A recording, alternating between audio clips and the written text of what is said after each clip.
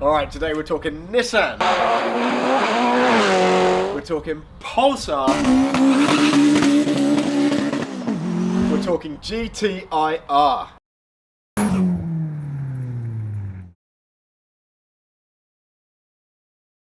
Unfortunately, this one isn't going anywhere. If only I had an absolutely mint one somewhere. Alright, so I've got my mitts on an actual Pulsar that drives. I'm going to down tools, get this one out on the road and see what I'm aiming for. Should give me a nice bit of impetus to get my project actually finished.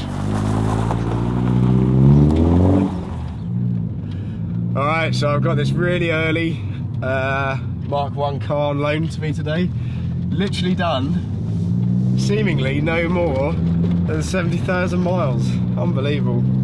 Japanese import, so it's proper Pulsar, proper spec, got all the power. We're going to drive, just go through town, and we're going to go out, find some country roads. I haven't actually driven one of these before in anger, so it'd be interesting to see what it's got. I was looking up last night some of the contemporaries, like when this car was new. Obviously 91 is quite a long time ago now, but ultimately that is when I was at school, when I were a lad and we were looking at cars, and we were all about Novas, you know, Vauxhall Novas, GSI, and Peugeot 205s, and those things really are just, you know, this car's in a completely different league when you look.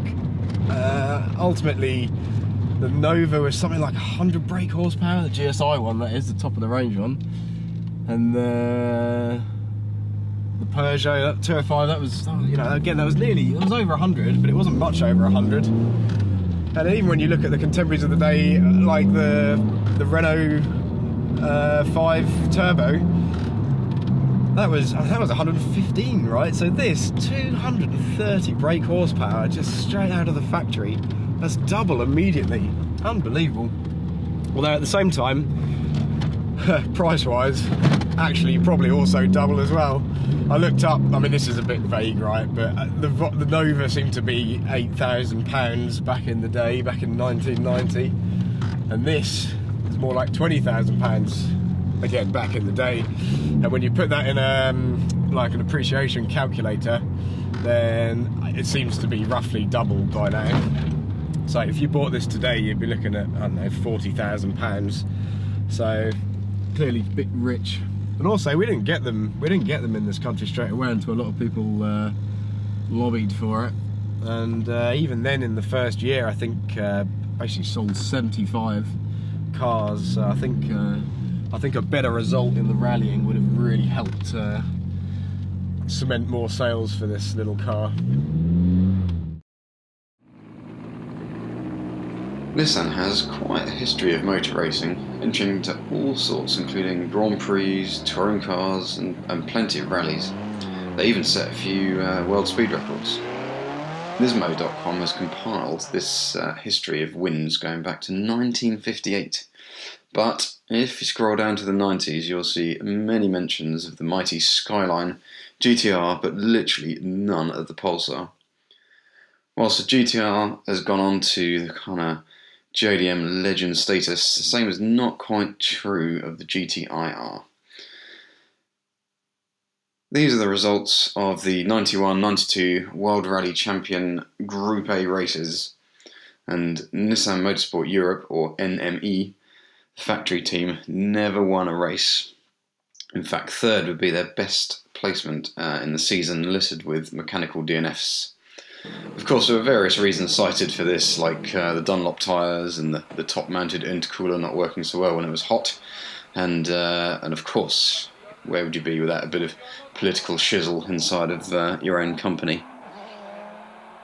So I'm not saying that everything is attributed to these rally results, but as they say, win on Sunday, sell on Monday.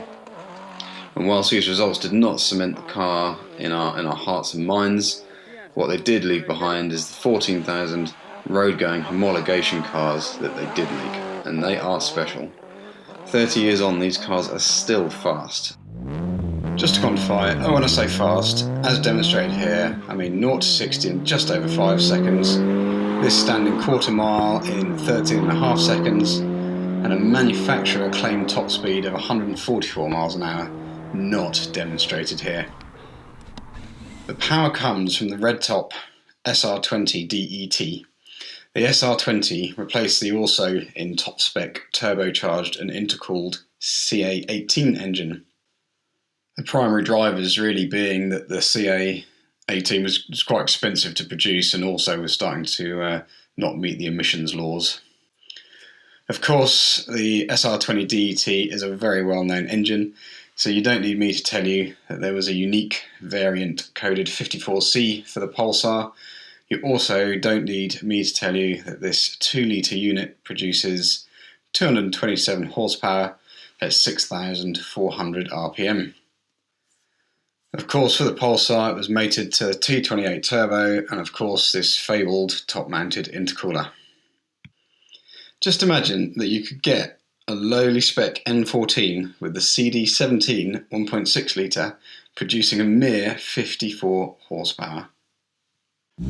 So clearly this engine makes a lot of power, and in such a small car, to get it down onto the ground, Nissan used the Advanced Total Traction Engineering System for All-Terrain, or ATESA. Looking at the VIN plate, you can see some interesting information. Of course, the chassis code ERNN14 and the engine code are there, but you can also, from the model number, see the options that the car would have come with from the factory.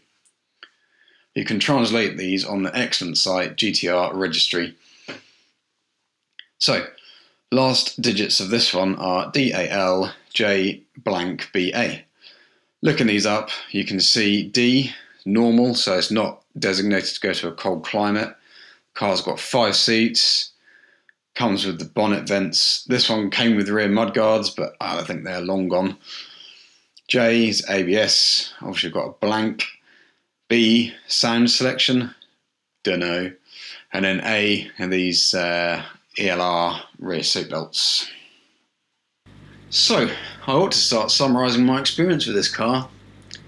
At the beginning of the video, I compared it with other small hatchbacks of the day, but really this is a poor comparison.